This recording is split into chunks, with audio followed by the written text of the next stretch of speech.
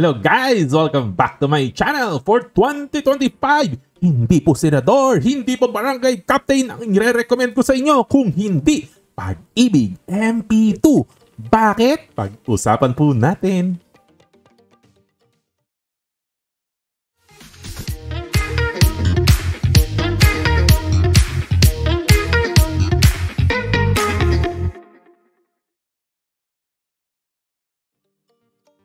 Welcome back. Ayan, bakit panalo sa 2025 ang Pag-ibig MP2? Pero bago tayo mag-umpisa, hindi po to financial advice. Ito'y general education lang at entertainment. Okay, in 2023, marami po naggalit kay Kuya John kasi sabi ko avoid Pag-ibig MP2 dahil pumosisyon po kayo sa stocks. Sabi ko po yun. Pero ngayon 2025, sabi ko naman dahan-dahan na po tayo sa stocks. Dahan-dahan na natin bawasan ng stocks. I-transfer na po natin. Pag-isipan natin. I-consider po natin ang Pag-ibig MP2. Kasi po, pagdating po sa investing, hindi po pwedeng static po tayo. Ang strategy natin, yun at yun lang din. Kailangan fluid po tayo kasi nagbabago po ang mundo. So dapat habang nagbabago ang mundo, tayo rin nag-a-adapt sa environment, sa nagbabago sa environment po natin. Okay, so galing po kasi tayo sa pandemic noong 2020. Ang everyone ay sad at pessimistic, malungkot. Okay, ang lungkot at yung lungkot po na yan na-translate pa, nasundan pa ng matinding inflation.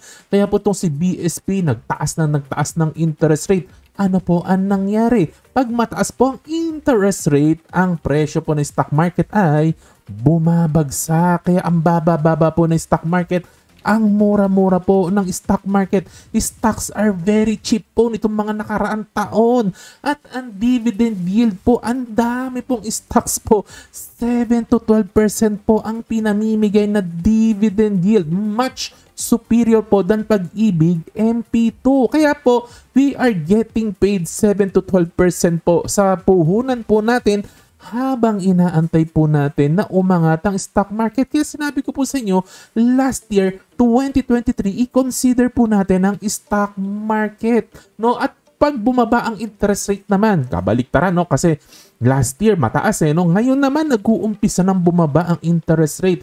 Ito na po ang panahon na umaangat ang presyo ng stock market. Kaya po no-brainer po ang mga decision po nitong past 2 years kasi you are getting paid 7 to 12% while waiting, no? And most stocks are undervalued by at least 30%, mga 30 to 50%, no? Meaning, kung pinagsama-sama natin, no, yung dividends na makukuha natin, no? Tapos yung potential, no, na magkaroon tayo ng capital gains, no? Dahil undervalued po ang stocks, no? Ibig po sabihin, kayang-kayang kumita 30 to 50%, no? Pag okay na, pag nag-recover na ang market, panalo. We have a very, very high chance, a very, very high probability na makakuha tayo ng pagkalaki-laking profit po sa stock market. Kaya nire-recommend ko po, no? Itong mga past few years, no? Some stocks you can earn even so much more than that. That is why sabi ko noong 2023, wag muna tayong mag-Pag-ibig MP2. Dahan-dahan lang. Itingnan natin, i-consider natin ang stock investing, no? Kaya, no? Okay? So, a quick lesson lang po, no? Sa rest, no? Sa stock market, no? Ganito po kasi yan, no? When stocks are cheap, pag ang stocks po kasi ay mura, katulad po ngayon, mura pa rin hanggang ngayon, no? Although nag-uumpisa na maging mahal. Pero when stocks are cheap, ang risk, no? Ang risk po na mawalan ka ng pera ay mababa po ang risk. At ang potential po na rewards po sa atin ay napakalaki kung malakas ang loob mo mag-invest habang ang lahat ng tao ay takot, no? Pero pag ang stocks naman ay expensive, pag nagmahal na po ang stocks, no, in the succeeding years po, nagiging risky na po ang stock market kapag mahal po ang stock market, no? And that is why as interest rates continues to drop and stock prices continues to rise, i-consider nyo po guys to slowly unwind your stock position. Ibig sabihin, no, in the coming years, no, itong mga susunod na mga taon po talaga, i-consider po natin na magbawas pa konti-konti po, no, ng ating stock position kasi magiging riskier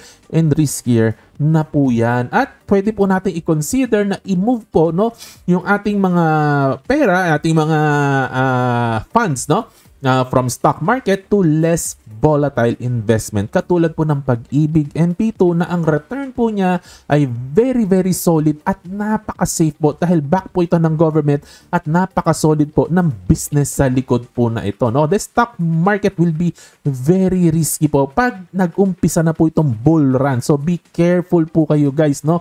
All your yields will go down kasi pag nagmahal na po ang stock market ay nagiging talagang nahirap na po, nagiging pahirap na po, no?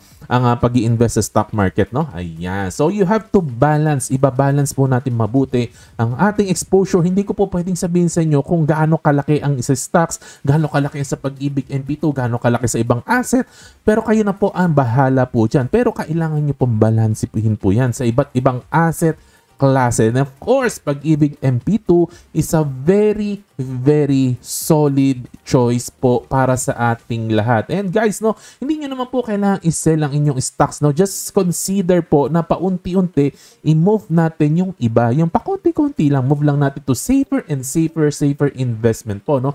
And also po, consider, no, na magkaroon po tayo ng konting cash position, mga 20-25% no, in the coming years to come, no? Para po, pag nagkakaroon po ng dip, meron po tayong pambili, no? Pag mura po ang certain stocks na gusto po natin. Ayun lang naman ng mga lessons po natin. And actually po, kung titingnan niyo po, no, nag-agree naman po dito yung galawang si Warren Buffett po. Kasi nagtatakbo maraming tao, no? Pataas ng pataas yung stock market, no? Paangat ng paangat ng stock market po, lalo-lalo na po sa US, no? Wala pong hinto ng kakataas po ang stock market sa US po, no? Lumilipad po yan. Pero ito si Warren Buffett, inaalis na po niya ang pera niya sa stock market. Yung position niya sa Apple, binawasan na po niya. Saan napunta? Cash. Ang kanyang position po ngayon, nasa cash po si Warren Buffett po ngayon. At isang theory po ng mga tao. Theory, of course, hindi natin alam. Hindi naman natin nababasa utak ni Warren Buffett po, no? Pero isang theory po ng maraming expert is, malamang po kasi, no? Dahil po pataas ng pataas stock market, kahit po ang taas ng interest rate sa US, ibig po sabihin, baka po kino-consider ni Warren Buffett na napaka-risky na po ng US stock market kaya siya ay nagko-consider na maging cash. Kaya lang, wala naman po siyang option na magpag-ibig MP2. Pero tayo ay meron. Alright? So, ayun po, no? Sa konting lesson lang naman po, no? Sa market, sa interest rates, no? At of course, no? Having this options na mag-invest po tayo sa Pag-ibig MP2. Of course, regalo po ito ng government, no? Na talaga binigyan tayo ng opportunity, an instrument vehicle na napaka-solid, napaka-safe, at mataas po ang kita na pinamimigay. So, why not capitalize it, no? Kapag wala po tayong ibang choices. Hanggang doon lang ang daldalan natin. Chill lang na discussion po tayo ngayon, guys, no? And of course, no, support niyo po ako sa aking Patreon or become a YouTube member po, no? Parehas lang po yung content na ipopost ko po dyan, no? So, pili lang po kayo ng isa kung alin mas convenient sa inyo. Kung gusto niyo po akong i-support to make more videos, free videos at free investing tools po, no? Ayan, alright. At i-join niyo po ako sa aking Facebook page. Minsan po nagchichismisan kami doon na walang kinalaman sa stock market. Kaya mag-join na po kayo. Alright. At basahin niyo lang po ang mga disclaimer po natin. Basahin niyo lang po, no? Ayan, like, share, subscribe, hit na notification bell, at to God be the glory. Happy investing. God bless. Bye-bye.